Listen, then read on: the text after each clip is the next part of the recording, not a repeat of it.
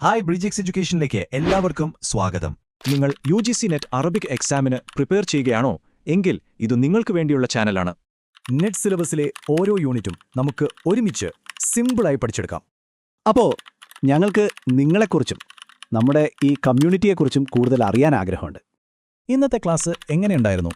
Easy ആയിരുന്നോ അതോ കുറച്ച് ടഫായിരുന്നോ? താഴെ കമന്റ് ചെയ്യണേ.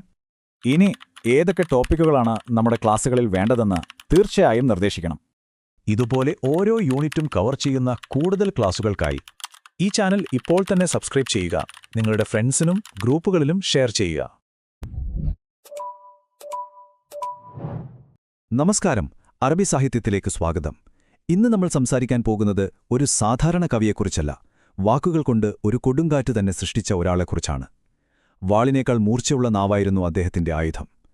ആളുകൾ സ്നേഹിക്കുകയും ഒരേ സമയം ഭയപ്പെടുകയും ചെയ്ത ആ കവിയാണ് അൽ ഹുദൈഅ. അദ്ദേഹത്തിന്റെ കഥ ശരിക്കും അവിശ്വസനീയമാണ്. അപ്പോൾ നമുക്കൊരു ചോദ്യത്തിൽ നിന്ന് തന്നെ തുടങ്ങിയാലോ? എപ്പോഴെങ്കിലും ചിന്തിച്ചിട്ടുണ്ടോ ഒരു കവിക്ക് സ്വന്തം കവിത കൊണ്ട് തന്നെ സ്വയം കളിയാക്കാൻ അല്ലെങ്കിൽ ആക്ഷേപിക്കാൻ പറ്റുമോന്ന്? കേൾക്കുമ്പോൾ കുറച്ച് വിചിത്രമായി തോന്നാമല്ലേ? പക്ഷെ നമ്മളിന്ന് ചർച്ച ചെയ്യുന്ന അൽ ഹുദൈഅ എന്ന കവിയുടെ ജീവിതത്തിന്റെ ആകെത്തുക ഒരുപക്ഷെ ഈയൊരു ചോദ്യത്തിലുണ്ട്.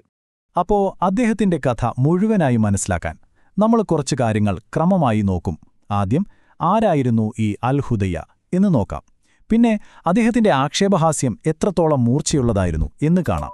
അദ്ദേഹത്തിന്റെ ജീവിതത്തിലെ വിശ്വാസപരമായ കാര്യങ്ങൾ, ഖലീഫ ഉമറുമായുള്ള പ്രശ്നങ്ങൾ, അവസാനം ഇത്രയൊക്കെ വിവാദങ്ങൾക്കിടയിലും അദ്ദേഹം അറബി സാഹിത്യത്തിന് നൽകിയ സംഭാവനകൾ.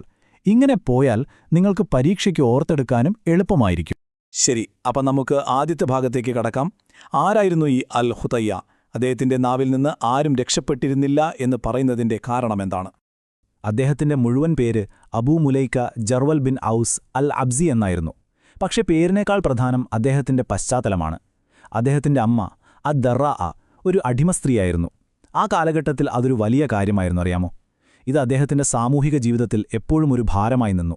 ഒരുപക്ഷെ ആ ഒരു അപകർഷതാബോധത്തിൽ നിന്നായിരിക്കാം സ്വന്തം കഥകൾ കവിതയിലൂടെ പറയാൻ അദ്ദേഹം നിർബന്ധിതനായത്.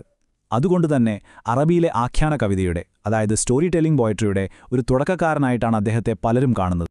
പക്ഷേ അദ്ദേഹത്തിന്റെ കഥ പറച്ചിലിനേക്കാൾ ഉപരി ചരിത്രം അദ്ദേഹത്തെ ഓർക്കുന്നത് മറ്റൊന്നിന്റെ പേരിലാണ്: ആക്ഷേപഹാസ്യത്തിന്റെ തമ്പുരാൻ. അദ്ദേഹത്തിന്റെ നാവൊരു വാളുപോലെയായിരുന്നു, ആരെയും വെട്ടിവീഴ്ത്താൻ മടിക്കാത്ത ഒന്ന്. ഇനി പറയാൻ പോകുന്നത് കേട്ടാൽ ഒരുപക്ഷേ നിങ്ങൾ ഞെട്ടിപ്പോകും. അദ്ദേഹം ആരെയാണ് ആക്ഷേപിച്ചത് എന്നറിയാമോ? സ്വന്തം അമ്മയെ, ഭാര്യയെ, മക്കളെ. അവിടെയും നിർത്തിയില്ല.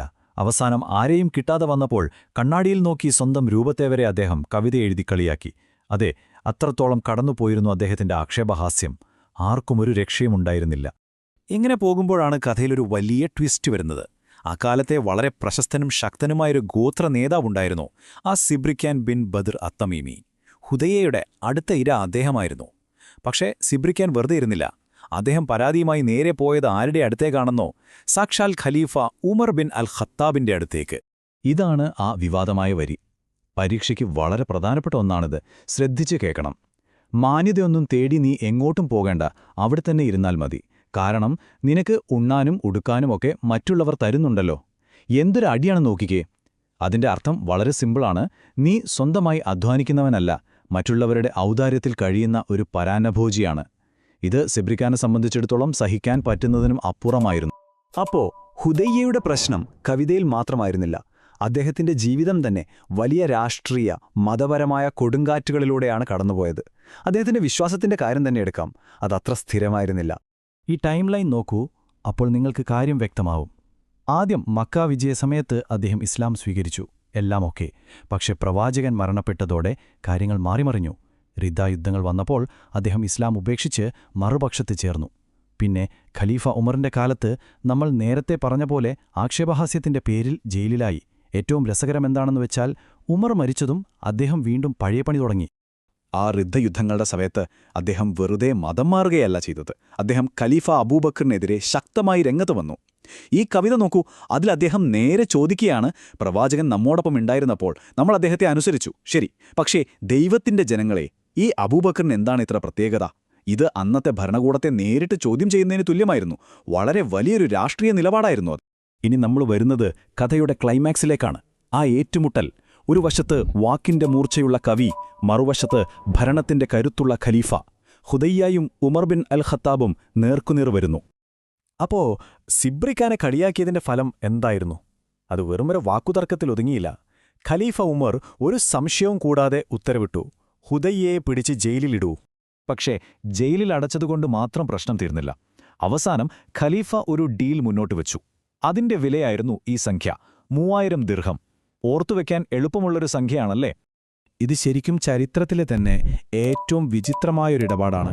ഖലീഫ ഉമർ ആ 3000 ദിർഹം കൊടുത്ത് ഹുദയ്യയുടെ കയ്യിൽ നിന്ന് മുസ്ലിങ്ങളുടെ അഭിമാനം വിലയ്ക്കു വാങ്ങിയെന്നാണ് പറയപ്പെടുന്നത്.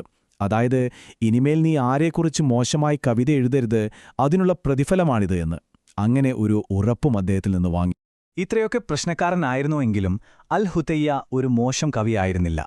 സത്യത്തിൽ അറബി സാഹിത്യത്തിൽ അദ്ദേഹത്തിൻ്റെതായ ഒരിടമുണ്ട്. അപ്പോൾ അദ്ദേഹത്തിൻ്റെ കാവ്യ പൈതൃകത്തെക്കുറിച്ച്, അതായത് അദ്ദേഹത്തിൻ്റെ സ്റ്റൈലിനെക്കുറിച്ചും സ്ഥാനത്തെക്കുറിച്ചും നമുക്ക് നോക്കാം. അദ്ദേഹത്തിന്റെ കവിതയുടെ പ്രധാന വിഷയങ്ങൾ 2 എണ്ണമായിരുന്നു. മദിഹ്, അതായത് പ്രശംസ, പിന്നെ ഹിജാഹ്, അതായത് ആക്ഷേപം. അദ്ദേഹം സുഹൈർ ബിൻ അബി സുൽമയെ തന്റെ ഗുരുവായിട്ടാണ് കണ്ടിരുന്നത്. കാബ് ബിൻ സുഹൈറിന്റെ കവിതകളും അദ്ദേഹത്തെ ഒരുപാട് സ്വാധീനിച്ചു. പ്രധാനമായും അദ്ദേഹം ഗോത്രത്തലവന്മാരെ പുകഴ്ത്തിപ്പാടി സമ്മാനങ്ങൾ വാങ്ങാനാണ് ഈ കഴിവ് ഉപയോഗിച്ചിരുന്നത്. അദ്ദേഹത്തിന്റെ സ്റ്റൈൽ ഒരു മിക്സായിരുന്നു എന്ന് വേണമെങ്കിൽ പറയാം. മറ്റുള്ളവരെ പുകഴ്ത്തിപ്പാടുമ്പോൾ അദ്ദേഹം അന്നാബികയുടെ ശൈലിയാണ് കടമെടുത്തത്. എന്നാൽ കവിതകൾ കൂടുതൽ മികച്ചതാക്കാൻ, അതിനെ മിനുക്കിയെടുക്കാൻ അദ്ദേഹം തന്റെ ഗുരുവായ സുഹൈറിന്റെ വഴിയാണ് പിന്തുടർന്നത്. അങ്ങനെ 2 മഹാരഥന്മാരുടെ ശൈലികൾ അദ്ദേഹം ഒരുമിപ്പിച്ചു. അങ്ങനെ ഒരുപാട് കാലം ജീവിച്ച് AD 679 വളരെ പ്രായമായ ശേഷമാണ് അൽ ഹുദയ്യ മരണപ്പെടുന്നത്.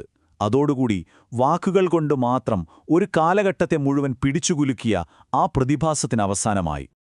അപ്പോൾ നമ്മൾ ഈ കഥയുടെ അവസാനത്തിൽ എത്തി നിൽക്കുമ്പോൾ ഒരു പ്രധാന ചോദ്യം ബാക്കിയുണ്ട്.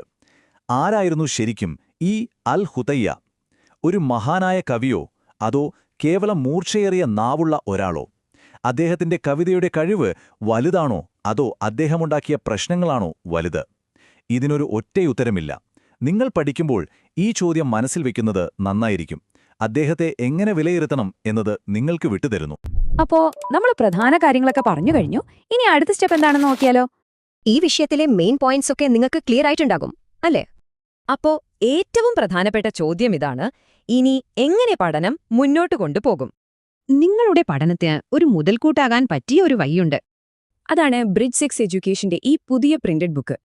ഈ ബുക്കിനെ സ്പെഷ്യൽ ആക്കുന്നത് ഇതിന്റെ ഉള്ളടക്കം തന്നെയാണ്. നമ്മുടെ ഓരോ ക്ലാസ്സിലെയും പോയിന്റ്സും കഴിഞ്ഞ 5 വർഷത്തെ നെറ്റ് എക്സാം ക്വസ്റ്റ്യൻസും ഇതിലുണ്ട്. ഈ ബുക്കിന്റെ ഒരു കോപ്പി ഓർഡർ ചെയ്യാൻ വളരെ എളുപ്പമാണ്. ഓർഡർ ചെയ്യാൻ താഴെ കമന്റ് ബോക്സിൽ നിങ്ങളുടെ ഫോൺ നമ്പറും അഡ്രസ്സും കൊടുത്താൽ മതി. നിങ്ങളുടെ വിജയത്തിലേക്കുള്ള യാത്രയിലെ ഈ പുസ്തകം ഒരു വലിയ സഹായമാകട്ടെ. നിങ്ങളുടെ പഠനത്തിനും ശോഭനമായ ഭാവിക്കും എന്റെ എല്ലാവിധ ആശംസകളും. അപ്പോ അടുത്തൊരു വിഷയവുമായി നമുക്ക് വീണ്ടും കാണാം. Thank you.